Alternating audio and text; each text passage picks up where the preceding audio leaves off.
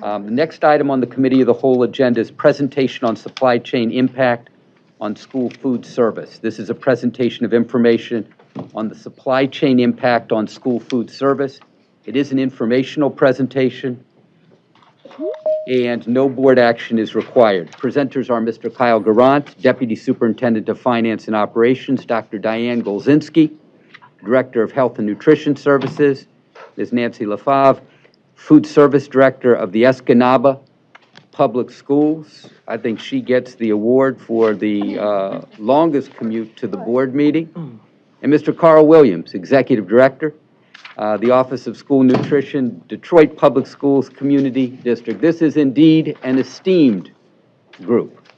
Carl Williams received the Director of the Year Award from the School Nutrition Association of Michigan in November at the SNAM Annual Conference. Mr. Williams, welcome and congratulations. Ms. Nancy LaFave is President of Michigan's largest purchasing cooperative, the Great Lakes Consortium. She was also Michigan's first School Breakfast Hero awardee from No Kid Hungry. Ms. LaFave, welcome, and congratulations to you. Dr. Diane Golzinski is past president of the School Nutrition Association of Michigan and past president of the Association of State Public Health Nutritionists. That's a mouthful, Dr. Golzinski. And she is an enormous force in her own right and a terrific leader. And of course, Kyle Garant, our erstwhile Deputy Superintendent for Finance and Operations, batting cleanup in this outstanding group of presenters. Presenters, welcome. Thank you so much for making time out of your busy days for us. Thank you, Dr. Eisen, Board, for the opportunity to present today. The only certainty during this pandemic has been uncertainty, and school food service programs and professionals have worked diligently to serve meals to students throughout the pandemic. Today, we will share supply chain shortages that are impacting districts' ability to provide meals to students, and what districts and food service professionals like the ones we are so graciously have with us today are doing to mitigate those impacts. So with that, I'll turn it over to Dr. Wilzinski. Thank you. Good morning, everyone. It's great to be here. Typically, I am here for the side of my world that is health and safety programs, and so I'm excited today to talk more about our food service programs. Thank you. Our office is responsible for all of the USDA food and nutrition programs except for the Women, Infants, and Children program known as WIC, and SNAP, which is the Supplemental Nutrition Assistance Program, formerly known as food stamps. Both SNAP and WIC are housed at the Michigan Department of Health and Human Services. That leaves our office, OHNS, responsible for the federal school lunches and breakfasts, child care meals, meals in the dependent adult care setting, and after-school and summer meals. While these meals are federally regulated, Michigan does have 2 state laws that require all public schools to serve lunch, and most of our public schools must serve breakfast. As a result of the COVID-19 pandemic, USDA released a number of nationwide waivers in order to facilitate assuring children had access to meals regardless of where they were learning. On this slide, you can see that as a result of the waivers, we implemented various versions of the Summer Food Service Program from March of 2020 through August of 2021. Since August of 2021, we have returned closer to the traditional National School Lunch and Breakfast programs.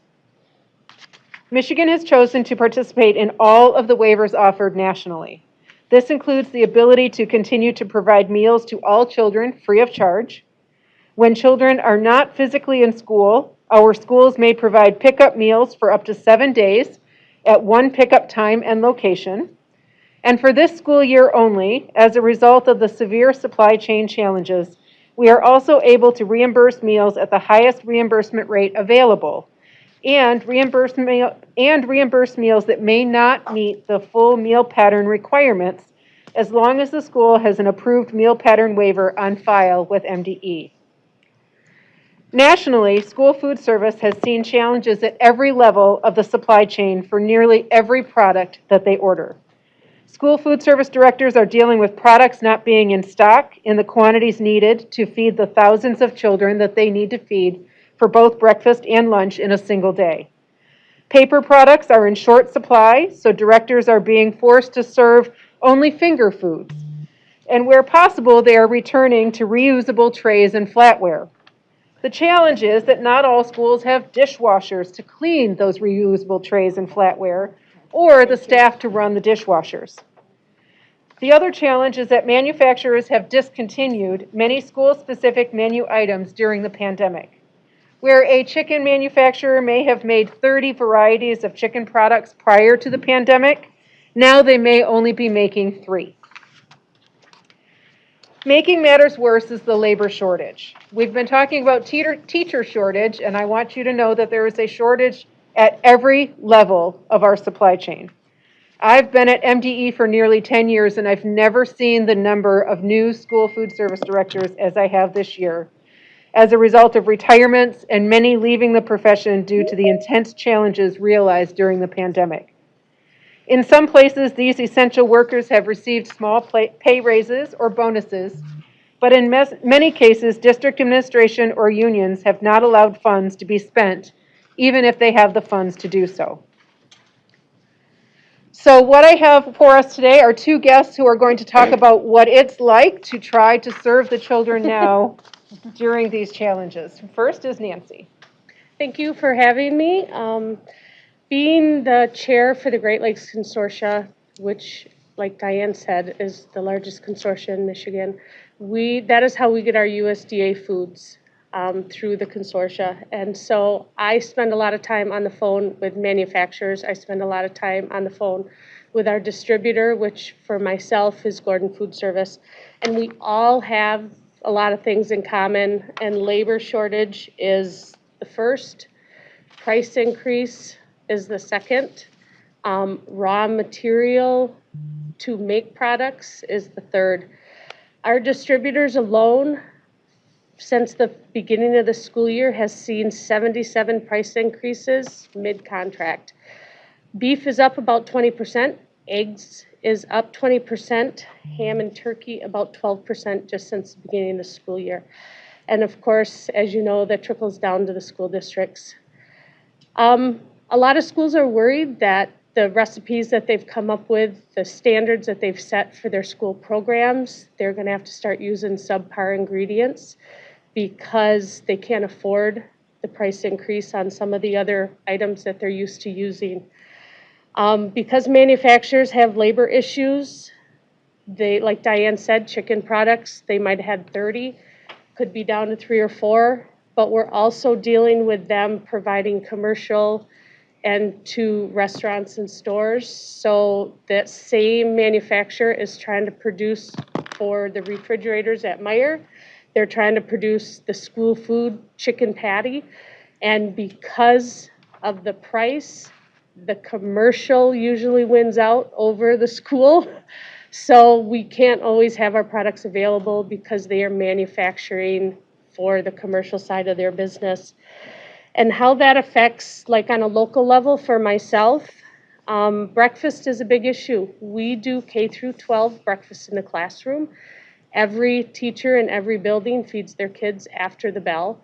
It's a great program for us. We started a couple years ago, but I had to train and rely on the teachers to make sure that the meal that those students are getting qualify for a reimbursable meal. And when I have to sub an item because we can't get white milk from our distributor because they had labor issues, they had a machine go down, we can't serve cereal that day, obviously. So we have to have something to substitute right away. And so not only does the kitchen staff, but my whole district literally needs to know and is affected by that change. At lunchtime, we have a central kitchen in Escanaba, which means everything is made at the high school and we ship it out.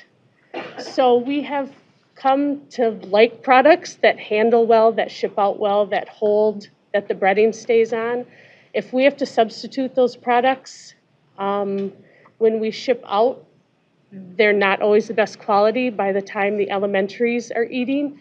And we want that student who's the very last one in the kindergarten classroom to have the same quality of food as that high school student that ate 2 hours before. So that is another issue with subbing products. I have one district that told me they're the exact opposite. They got subbed restaurant quality chicken products. And so their kids loved it. And so now when we have the whole grain patty back available, they're wondering where that bar food was that they just had last week.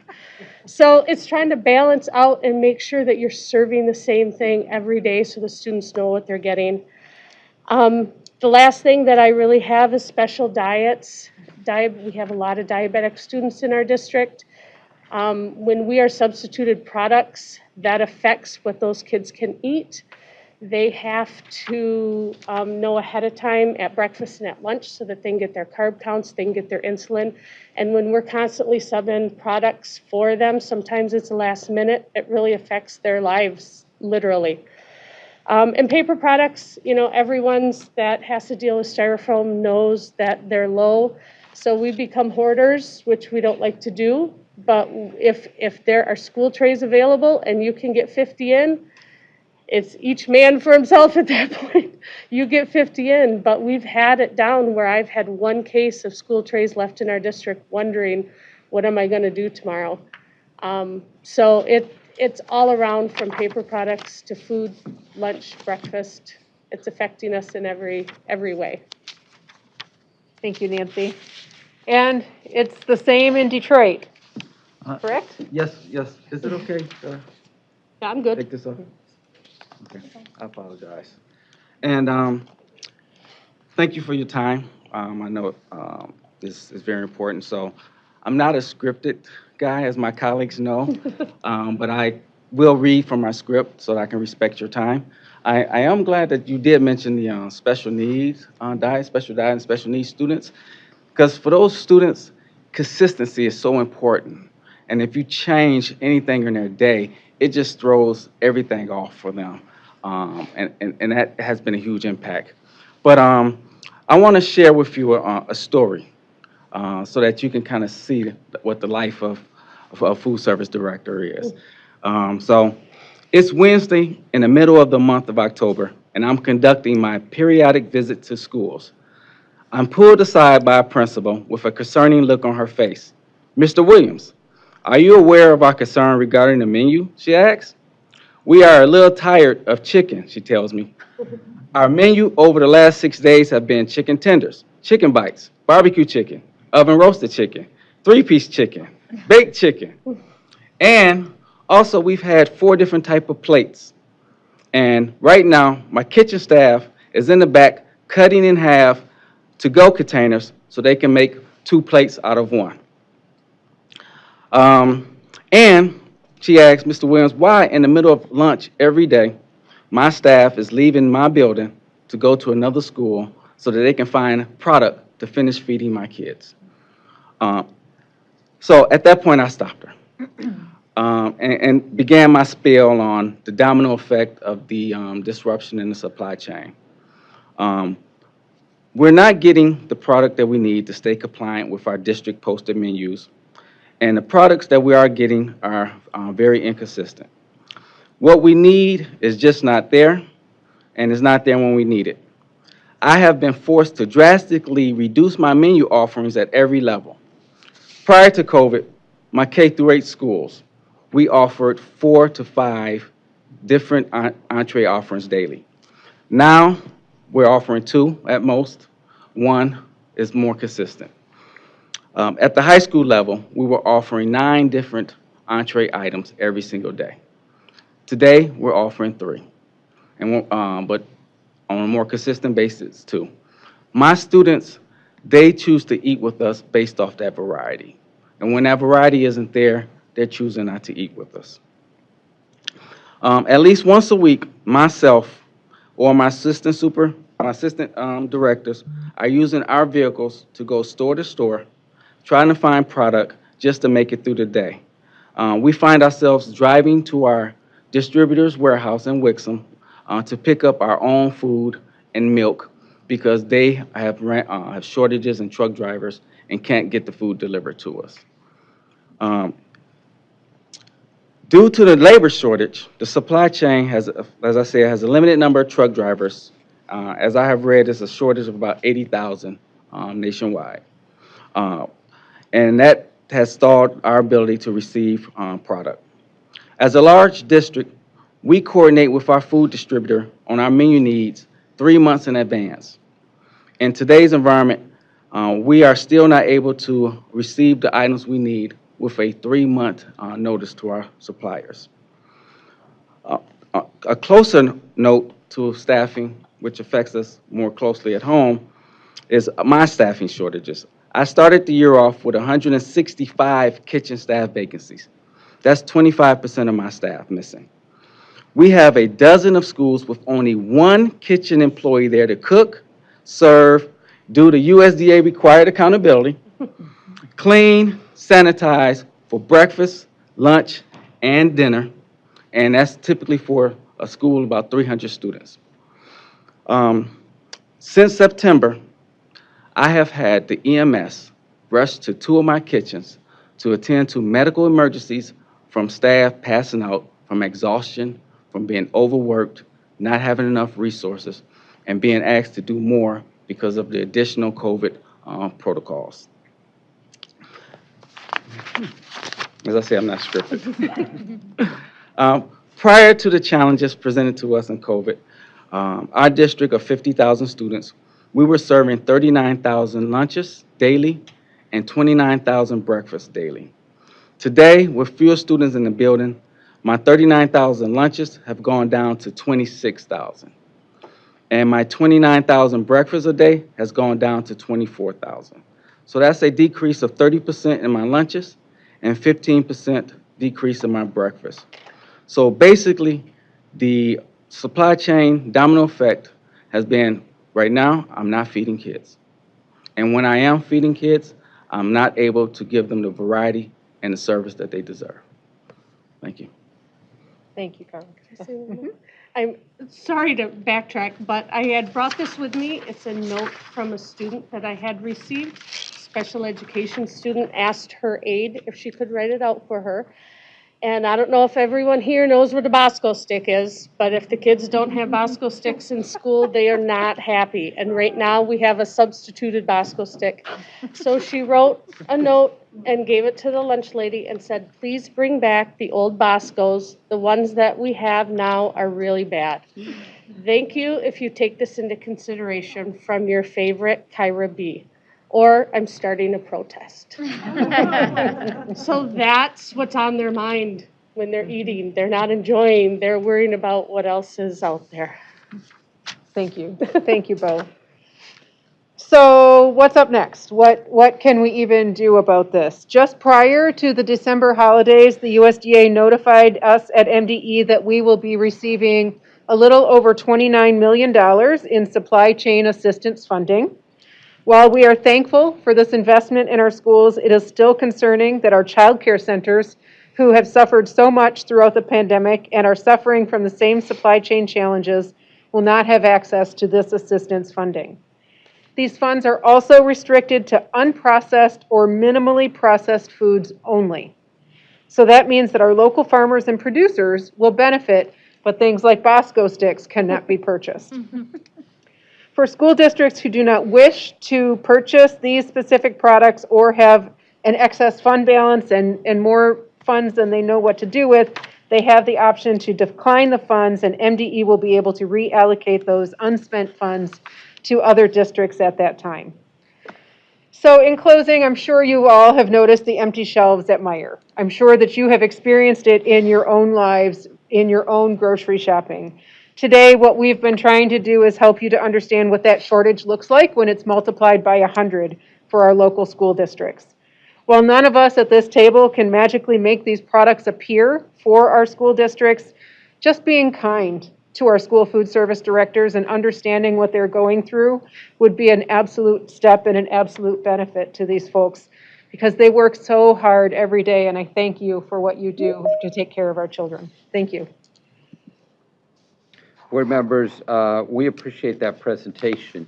I thought the portion about the calls to EMS were particularly sobering. It's a fraught period of time. There's a lot of anxiety, and we appreciate the work that you do from Escanaba to Detroit and everywhere in between. Board members, are there any questions of our 4 outstanding presenters, the four horse people. I beg your pardon. Oh, hard to hear from a distance. Ms. Lipton. Thank you, Dr. Rice, and thank you to our four presenters. I think that your presentation really centers the notion that for those among us who believe in schools as centers or hubs of a community, and believe that community schools can be so enriching in the lives of our children, the notion that food, the serving of food and the eating of food, can build tremendous bridges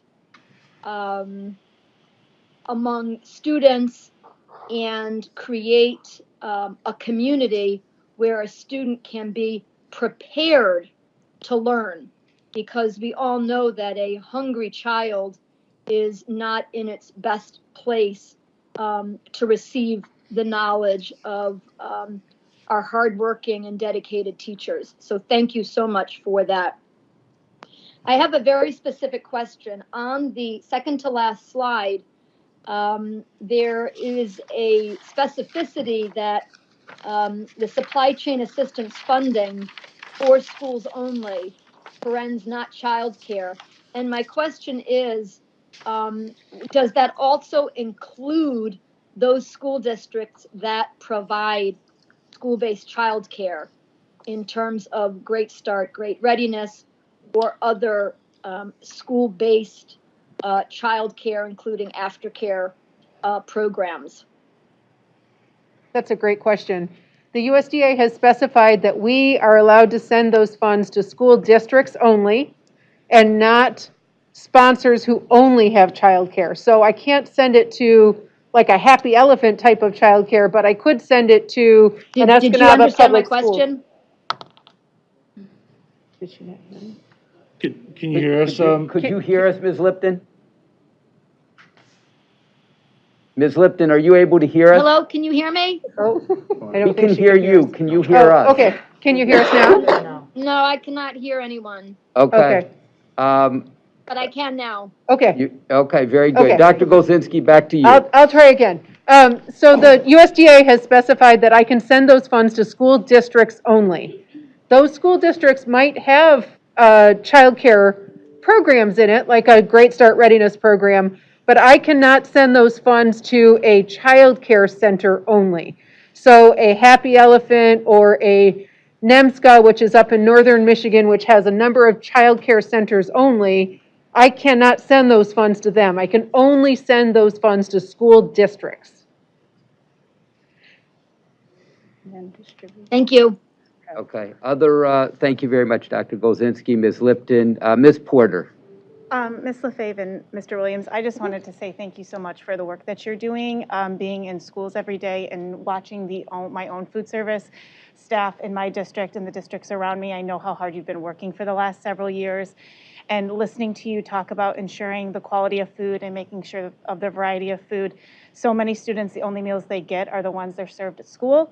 And when I was listening to you, it just continued to go home to me that anybody that is in the field of education, regardless of teacher, administration, every facet, does what they have to do to support kids and give them the best that we can. And in these trying circumstances, I just appreciate so much people like you that are doing that for your students. So I just wanted to share that personally because it just really touched me to hear how much you're working so hard to provide that for kids. Thank you.